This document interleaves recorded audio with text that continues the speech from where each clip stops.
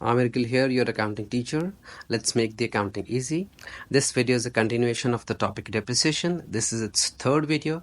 In the first part, we did depreciation using straight line method. Second part में बच्चों हमने depreciation की थी using reducing balance method. Today we're going to use the straight line and reducing balance method both.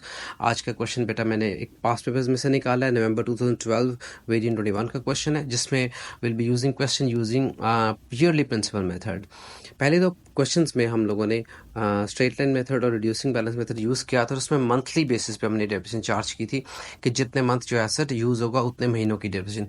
Today we going to use the yearly principle method. Yearly principle method में हम लोग we will be charging depreciation in the year of purchase, full year depreciation in the year of purchase, यानी कि no matter whenever the asset has been bought during the year हम लोग पूरे साल की डेप्रिसिएशन कैलकुलेट करेंगे और जिस साल में ये एसेट बिजनेस में एग्जिस्ट करेगा उस साल में भी पूरे साल की डेप्रिसिएशन, और जिस साल में ये एसेट बेच दिया जाएगा no depreciation will be charged in that year. Maybe अगर उस साल में वो एसेट यूज भी हुआ है तो उस साल में हम उसकी डेप्रिसिएशन कैलकुलेट नहीं करेंगे. This is known as yearly principle method. Let's start. I have already written a question for you, बच्चों. On 31st August 2011, the following extract was taken from the balance sheet of Stavros. Non current assets थे business के पास बेटा, उनकी cost है, accumulated depreciation और net book value given है. Equipment की cost है 60,000, एक्यूमुलेटेड डेप्रिसिएशन है 24,000 और 36,000 है. इसका मतलब ये है कि on 31st of August students business के पास पहले ही जो एसेट्स पड़े थे, इक्विपमेंट्स पड़े थे, उन सभी इक्विपमेंट्स की कॉस्ट जो उस दिन अवेलेबल थी दैट वाज 60,000. ये मैं मार्क कर रहा हूँ. और इन सभी एसेट्स की क्यूमुलेटेड डेप्रिसिएशन उस डेट तक 31st ऑफ अगस्त 2011 तक वो जितने भी इक्विपमेंट्स थे उन सभी की डेप्रिसिएशन का टोटल था 24,000. कॉस्ट में से डेप्रिसिएशन माइनस किया और उनकी नेट बुक वैल्यू थी 36,000. इसी तरह ऑफिस कंप्यूटर्स के भी यही इन्फॉर्मेशन गिवन है. Let's move on. The following transactions took place during the year ended 31st August 2012. और बच्चों हमने इस क्वेश्चन में इसी साल के अकाउंट्स बनाने हैं. अब during the year what happened on 31st of January 2012, equipment purchased on 1st April 2009 at a cost of 28,000 was sold for 10,000. Payment was received by check. बेटा इसका मतलब ये है कि during the year on 31st of January business ने वो equipment बेची है जो बिजनेस ने 1st अप्रैल 2009 में परचेज की गई थी एट अ कॉस्ट ऑफ 28,000 और इस साल में बेच दी गई है. यानी कि उसकी ओरिजिनल कॉस्ट जब कभी खरीदी गई थी उसकी कॉस्ट थी 28,000 और ये बेची है 10,000 की. Point number 2, on 1st February 2012, new equipment was purchased at a cost of 35,000, and on 20th March 2012, office computers were purchased for $600. Stavros has the following depreciation policy. जी पॉलिसी क्या थी?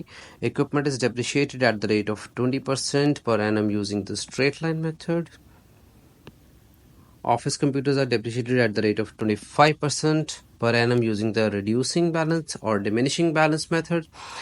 Here the important thing is this, बेटा मैं star लगा रहा हूँ यहाँ पे. A full year's depreciation is charged on equipment and office computers in the year of purchase, and no depreciation is charged on equipment in the year of sale. यानी कि जिस साल में हम एसेट बेचेंगे उस साल की कोई भी डेप्रिसिएशन चार्ज नहीं करेंगे.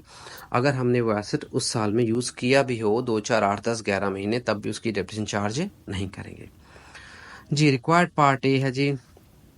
Explain the term depreciation. Depreciation बच्चों की आती है. Depreciation is a reduction or decrease in the value of a non-current asset over its useful life.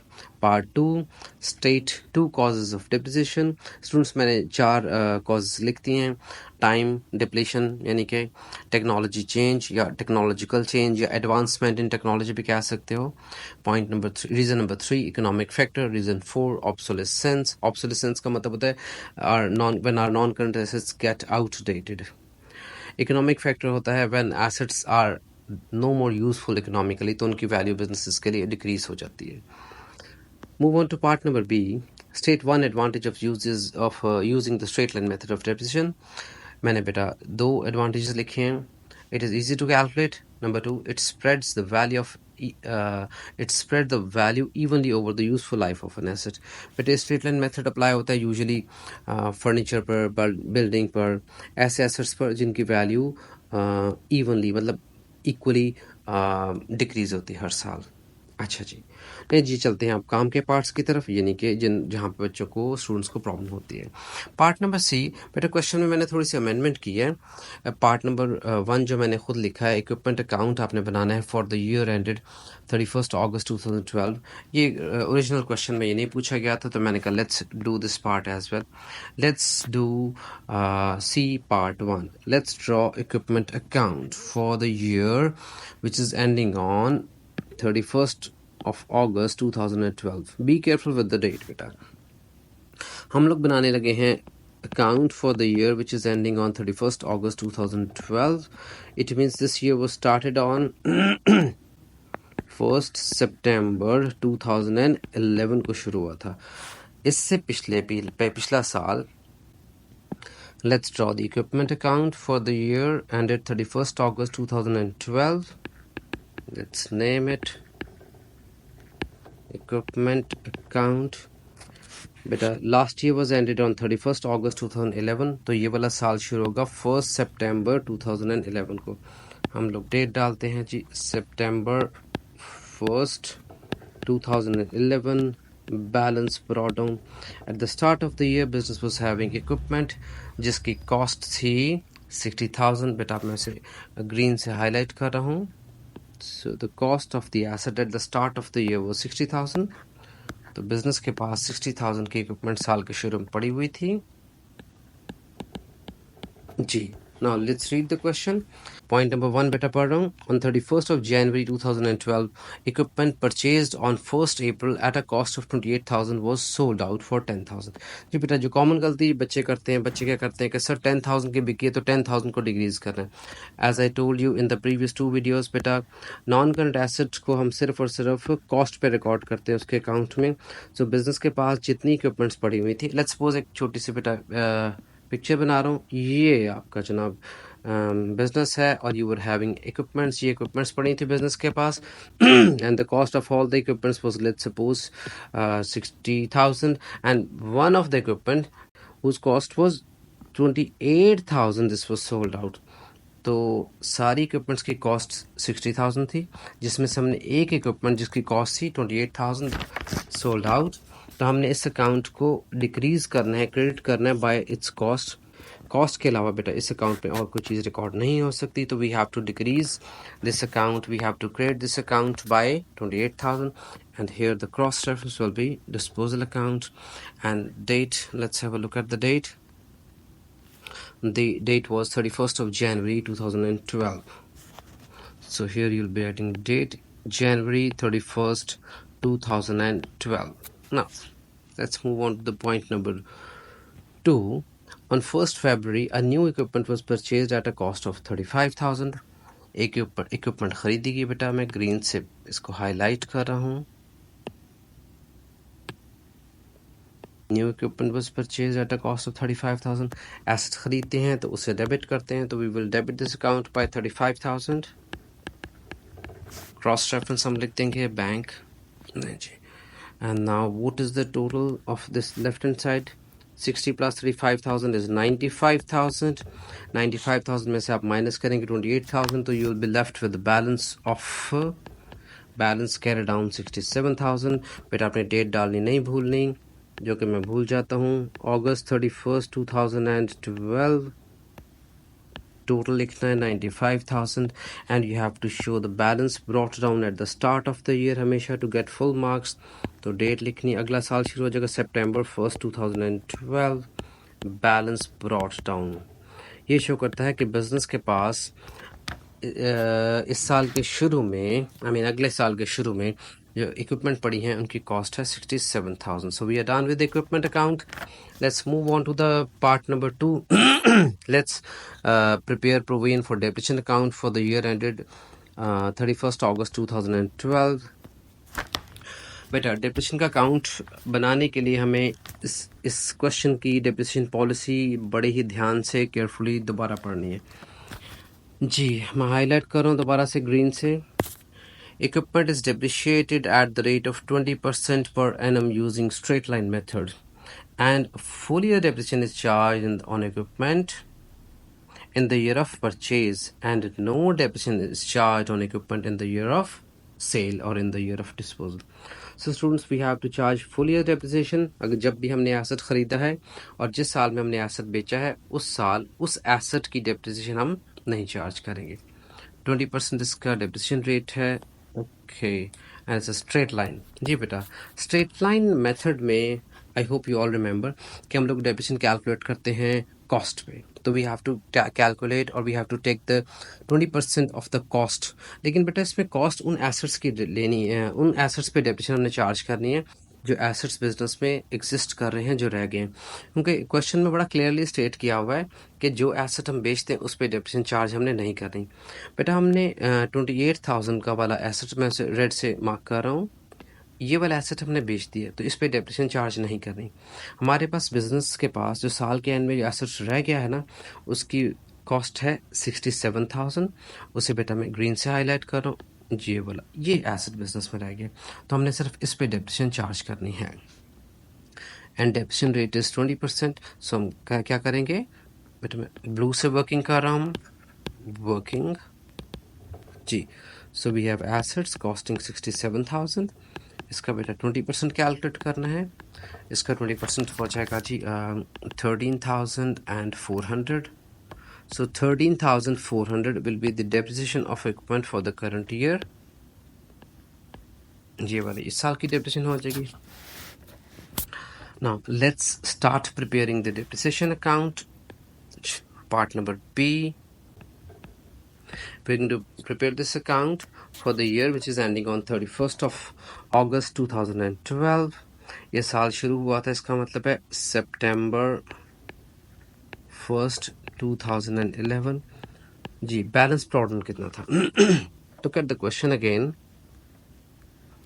तो बेटा ये लास्ट ईयर के एंड में 31st अगस्त 2011 के एंड तक या इस साल के शुरू तक इक्विपमेंट की जो टोटल डेप्रिसिएशन पिछले सालों से आई हुई थी वो मैं रेड से हाईलाइट कर रहा हूँ. That was 24,000.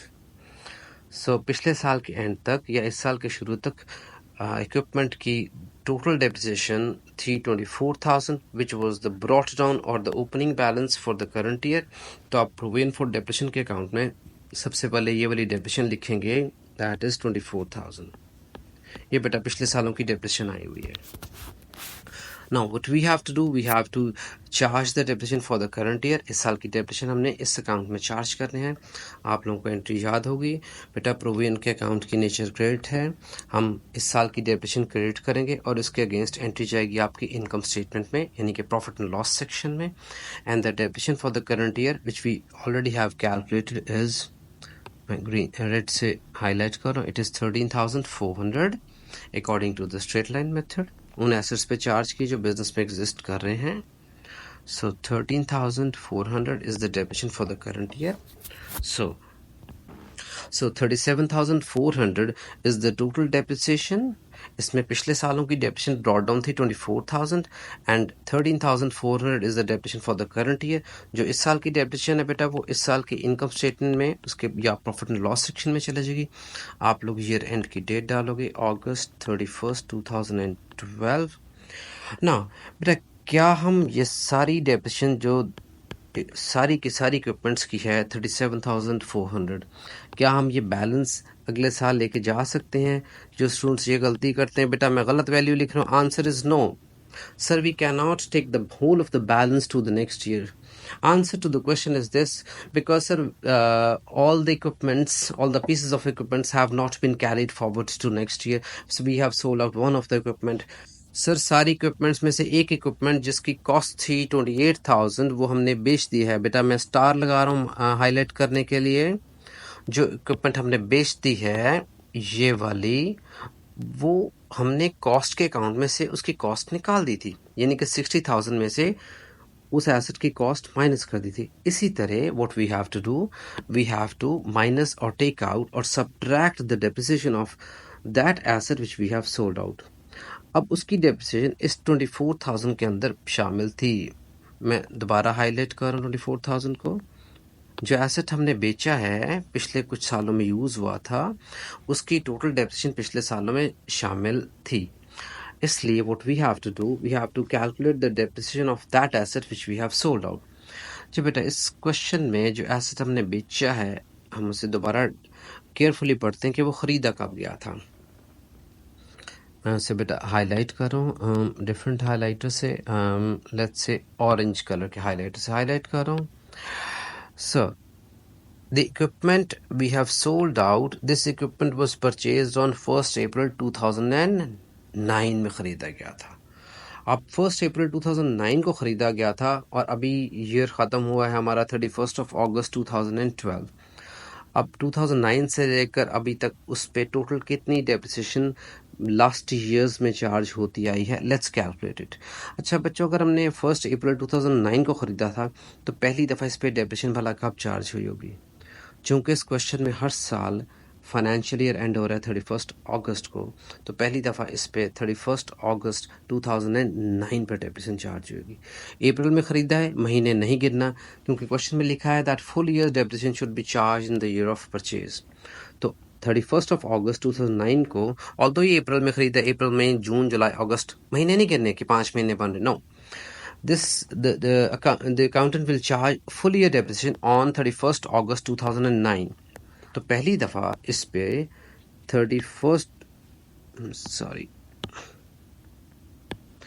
जी बेटा, पहली दफ़ा इस पे डेप्रिसिएशन चार्ज हुई होगी 31st अगस्त 2009 को। दूसरी दफ़ा ईयर जब एंड हुआ होगा 31st अगस्त 2010 को डेप्रिसिएशन चार्ज होगी। तीसरी दफ़ा इस पे डेप्रिसिएशन चार्ज हुई होगी 31 अगस्त 2011 को। चौथी दफ़ा चार्ज नहीं होगी क्योंकि फोर्थ ईयर जो कि एंड होगा 31 अगस्त 2012, during the current year the asset has been sold out. ये साल ख़त्म होने से पहले पहले हमने ये एसेट बेच दिया है। सो 3 सालों पे इस पे डेप्रिसिएशन चार्ज हुई थी। अब कितनी चार्ज हुई थी बेटा, लेट्स डू इट। जो एसेट बेचा है उसकी बेटा कॉस्ट थी 28,000 और एनुअल डेप्रिसिएशन रेट है इस क्वेश्चन में 20%। 20% ऑफ दिस मेक्स 5600। तो इसकी एक साल की डेप्रिसिएशन 5600 थी। It was depreciated for 3 years, तो इसकी 3 सालों की डेप्रिसिएशन बन जाएगी 16,800। सो ये वाला एसेट जो हमने बेचा है, इसकी पिछले तीनों सालों की एक्यूमुलेटेड यानी कि टोटल डेप्रिसिएशन थी 16,800, ये हमने बेच दिया है। अब ये 16,800 बेटा, ये मैं एरो लगा रहा हूँ, ध्यान से देखिएगा। ये 16,800 जो पिछले सालों की डेप्रिसिएशन है, ये इस 24,000 में इंक्लूडेड है। अब चूंकि ये एसेट हमने बेच दिया है, इसलिए वी हैव टू माइनस और subtract the depreciation of that asset which we have sold out. तो बेटा हमने क्या करना है, इसमें से ये 16,800 माइनस करने के लिए we will debit this account by 16,800 and this amount will be transferred to the account known as disposal account. अब बाकी बैलेंस कितना रह जाएगा, तो बेटा जो मैंने रेड से लिखा हुआ है इसे इरेज करते हैं। सही बैलेंस कितना होगा, 37,400। जो बेटा जो आपके राइट हैंड साइड पे लिखा हुआ है, मैं से हम हाईलाइट कर रहा हूँ ऑरेंज से। 37,400 में से हम माइनस करेंगे 16,800, डेबिट साइड माइनस करेंगे और बाकी बैलेंस रह जाएगा 20,600। बेटा ये 20,600 जो बैलेंस रह गया है, ये अगले साल ब्रॉड डाउन करके लेके जा सकते हैं। Total will be 37,400। अभी यहाँ आपने रुकना नहीं है, you have to show the balance brought down of the next year. तो आपने हमेशा करना है सितंबर 1 अगला साल शुरू होगा 2012 में, बैलेंस ब्रॉट डाउन होगा 20,600। Then you will be getting full marks in this part. यहाँ पर आपने डेट्स लिखना नहीं भूलनी। अगस्त 31 को ईयर एंड हो रहा है 2012 को, और we disposed of the asset date देख लेते हैं बेटा, हमने एसेट कब डिस्पोज ऑफ किया था। ऑन 31 जनवरी 2012 को ये एसेट बेचा था, तो यहाँ पे आपने डेट डालनी है जनवरी 31 2012 को ये एसेट हमने बेचा था। Let's move on to the next part, number 3, disposal account. Part number 3, disposal account. Disposal account is prepared to calculate the profit or loss on the disposal of the asset.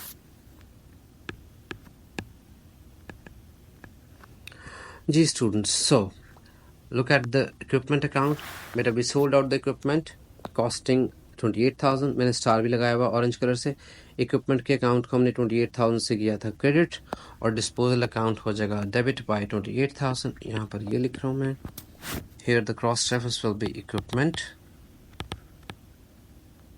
Date डाल दीजिएगा. This asset was sold on January 31st of January 2012. मैं से दोबारा mark कर रहा हूँ students, ये 31st January 2012 को बिजनेस ने ये इक्विपमेंट बेची थी. तो here you have to write the date January 31st 2012. उसके बाद हमने कॉस्ट में से कॉस्ट निकाल दी थी और डेप्रिसिएशन के अकाउंट में से हमने उस एसेट की डेप्रिसिएशन माइनस कर दी थी. मैं उसे दोबारा हाईलाइट कर रहा हूँ. डेप्रिसिएशन हमने भेजी थी डिस्पोजल में ऑरेंज से 16,800. सो प्रोविजन फॉर डेप्रिसिएशन को डेबिट किया था हमने 16,800 और डिस्पोजल अकाउंट आपका क्रेडिट हो जाएगा by 16,800. Here the cross reference will be provision for, detail में आप लिखोगे provision for depreciation और डेट डाल दीजिएगा यहाँ पे. अच्छा जी, और हमने देखना है जी एसेट बिका कितने का. इंटरेस्टिंग वैल्यू स्टूडेंट्स शुरू में जिसको डील करना चाहते हैं वो है जी एसेट बिका कितने का. बेटा मैं उसे हाईलाइट कर रहा हूँ पिंक से. बेटा ये 10,000 का ये एसेट बिका था. स्टूडेंट्स शुरू में 10,000 को यूज़ करना चाहते हैं, कभी किसी अकाउंट में कभी किसी अकाउंट में. बेटा जो एसेट जितने का डिस्पोज ऑफ हुआ है जो कि 10,000 वैल्यू है वो सिर्फ और सिर्फ डिस्पोजल के अकाउंट में आती है. तो आपने बेटा डिस्पोजल के अकाउंट में एसेट बिका है, पैसे आएंगे, बैंक डेबिट हो जाएगा और डिस्पोजल अकाउंट आपका क्रेडिट हो जाएगा बाय 10,000. यहाँ पे डिस्पोजल के अकाउंट में क्रेडिट साइड पे लिखना है and the cross reference will B bank. Now we have to calculate either we have made a profit or a loss on the disposal of asset. But if the debit side is bigger, it shows a loss on the sale of or on the disposal of asset. If the credit side is bigger, it shows a profit on the sale of the asset. So beta right hand side 16,800 और 10,000 का total बन जाएगा जी 26,800. तो left hand side का total है 28,000. So debit side बड़ी है, इसका मतलब लॉस हो रहा है. आपने लॉस यहाँ पे 1200 लिख देना है छोटी साइड पे और ये loss will be transferred to income statement as an expense and this account will be closed. बेटा डिस्पोजल के अकाउंट का बैलेंस अगले साल हरगिज नहीं जाता है, डिस्पोजल अकाउंट ख़त्म हो गया है जी. बेटा यही लॉस कैलकुलेट करने का एक और तरीका भी है. वो तरीका ये है कि जनाब आप देखो जो एसेट हमने बेचा है उसकी नेट बुक वैल्यू कितनी थी. जी बेटा जो एसेट हमने बेचा था उसकी नेट बुक वैल्यू कितनी थी. The cost of that asset was 28,000 and we used that asset for 3 years and the accumulated depreciation for 3 years was 16,800. ये वाली वैल्यू मैं फिर से बेटा इसको ग्रीन से मार्क कर. ये 16,800 was the total depreciation of that asset which we have sold out. तो depreciation माइनस कर रहे हैं और उसकी बाकी नेट बुक वैल्यू कितनी रह गई थी 11,200 उसकी नेट बुक वैल्यू रह गई थी. अगर एसेट नेट बुक वैल्यू से ऊपर का बिके तो प्रॉफिट होता है और अगर नेट बुक वैल्यू से कम का बिके तो लॉस होता है. But it was sold out for 10,000 तो नेट बुक वैल्यू से 1,200 कम का बिका. So we ended up with a loss of 1,200 on the disposal of equipment. Let's move on to part number D. In part number D, बेटा मैं से underline कर रहा हूँ पढ़ने के साथ साथ. You are required to complete the following extract from statement of financial position for the non-current asset on 31st August 2012. But in part number D, you are supposed to show the extract from statement of financial position. Balance sheet में हम लोग बेटा सबसे पहला section बनाते हैं, आप सभी को पता है. That section is known as non current asset section. So we are not going to prepare a full-fledged SOFP, Statement of Financial Position. We will only be preparing extract from SOFP, balance sheet. Extract from Statement of Financial Position as on 31st of August 2012. जी बेटा, सबसे पहले हम लिखते हैं non current assets. इस question में जी asset हमारे पास cost लिखेंगे पहले कॉलम में, सेकंड कॉलम में we going to write accumulated depreciation and in the third column we will be writing net book value. जी, तो आप लिखेंगे cost of the equipment.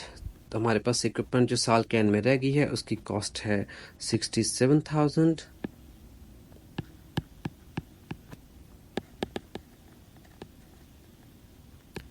and we have to subtract the total depreciation of these assets which are existing in the business. Look at the depreciation account बेटा।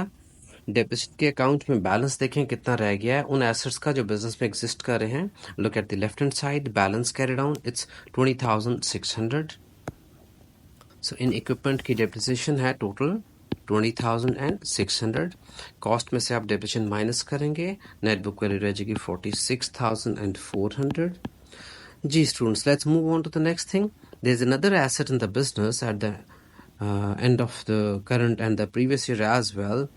जी question में देखें जी, office computers भी पड़े हुए थे।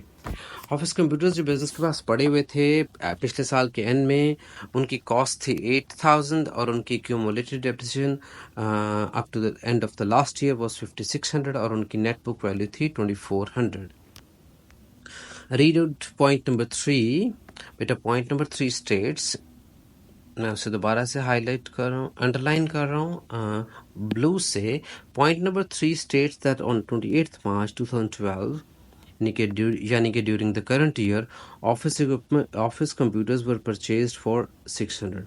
तो 600 के कंप्यूटर्स और खरीद लिए गए। लास्ट ईयर के एंड तक जो कंप्यूटर्स पड़े थे उनकी कॉस्ट 8,000 थी, 600 के और खरीदे गए, तो टोटल कॉस्ट हो गई है कंप्यूटर्स की 8,600। तो SOFP में आप लिखेंगे 8,600 जो कंप्यूटर्स की कॉस्ट थी 8,600। यहाँ पे आप लिखेंगे ऑफिस कंप्यूटर्स। जी, now you have to subtract the total depreciation of the computers जो अब तक हुई है 31 अगस्त 2012 तक हुई है। उसके लिए we have to charge and calculate the depreciation for the current year. नहीं, पिछले सालों से, लास्ट ईयर से टोटल डेप्रिसिएशन जो कंप्यूटर्स की आई हुई थी। Let's have a look at the question again. Look at the question बेटा। सेकंड कॉलम जो है आपका एक्यूमुलेटेड डेप्रिसिएशन वाला कॉलम, मैं सारा का सारा मार्क कर रहा हूँ। ये यहाँ पर देखें सेकंड लाइन में, सेकंड नंबर पे सेकंड लाइन में ऑफिस कंप्यूटर्स की डेप्रिसिएशन ब्रॉट डाउन थी 5,600 और अब हमने इस साल की डेप्रिसिएशन चार्ज करनी है। उसके लिए हम डेप्रिसिएशन पॉलिसी पढ़ेंगे। आप एडिशनल इन्फॉर्मेशन में लाइन नंबर 2 पढ़ें। Office computers are depreciated at the rate of 25% per annum using the diminishing और रिड्यूसिंग बैलेंस मेथड। बेटा डिमिनिशिंग या रिड्यूसिंग बैलेंस मेथड में we have to calculate the depreciation on the net book value of the previously used या existing जो assets होते हैं। तो हमें कंप्यूटर्स की नेट बुक वैल्यू देखनी है 8,000 माइनस 5,600। बेटा नेट बुक वैल्यू इस क्वेश्चन में पहले से गिवन थी पिछले सालों की, मैं उसे दोबारा से मार्क कर रहा हूँ, ये देखें रेड से। So the net book value of the computers which were existing in the business at the end of the last year या at the start of the current year was 2,400। तो ये assets ये पड़े हुए थे पहले वाले, इन पे डेप्रिसिएशन चार्ज करनी है बेटा 2,400 का आपने फाइंड करना है जी 25%।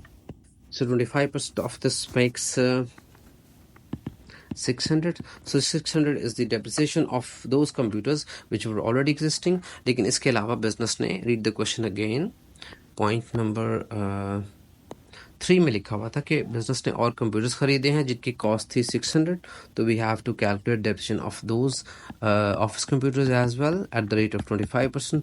पहला साल है तो रिड्यूसिंग बैलेंस मेथड में पहले साल में हमें कॉस्ट पर ही डेप्रिसिएशन चार्ज करेंगे।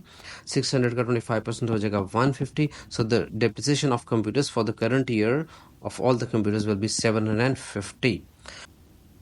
यही डेप्रिसिएशन आप एक और तरीके से भी कैलकुलेट कर सकते हैं। जो कंप्यूटर्स की नेटबुक वैल्यू साल के शुरू में पड़ी हुई थी, बजाय कि आप 2,400 का 25% अलहदा कैलकुलेट करें और 600 का 25% अलहदा से कैलकुलेट करें, what you can do 2,400 plus 600 एक ही दफ़ा ऐड करके टोटल हो जाता है 3000। आप 3000 का एक ही दफ़ा अगर आप 25% कैलकुलेट करें तो वो बन जाएगा 750। 750 will be the depreciation of computers for the current year. पिछले सालों से बच्चों डेप्रिसिएशन आई हुई थी, दैट वाज लास्ट ईयर से डेप्रिसिएशन ब्रॉट डाउन थी 5600। Look at the question, line number two देखें, कंप्यूटर्स की डेप्रिसिएशन पिछले सालों की थी 5600 और इस साल की डेप्रिसिएशन है 750। सो 5600 plus 750, the total depreciation is 6350, 6350। सो ये है जी टोटल डेप्रिसिएशन। आपने कंप्यूटर्स में से बैलेंस शीट में उसकी टोटल डेप्रिसिएशन लिखनी है 6350, ये माइनस करके कंप्यूटर्स की नेट बुक वैल्यू रह जाएगी 2250। अब आपने लिखने हैं totals. So the total net book value of all the assets eight the end of the year is 48650। Total depreciation 31st of August 2012 तक हो जाती है 26950 और टोटल कॉस्ट हो जाएगी एसेट्स की साल के एंड में 75,600। So that's all about extracts from balance sheet, I mean SOFP, statement of financial position.